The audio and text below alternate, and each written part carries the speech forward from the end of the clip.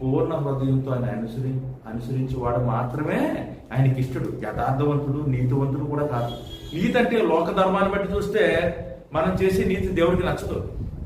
నీతి ఏంటమ్మా? అబ్రహము దేవుని నమ్మెను, అతనికి నీతిగా ఎంచబడింది. దేవుని నమ్మడమే నీతి. అంటే గుడ్డిగా నమ్మాలి, గుడ్డిగా నమ్మాలి. కానీ యేసు నామానికి సమస్తం జరుగుతుందని మనం నమ్మాలి. నమ్మినప్పుడు జరుగుతుంది.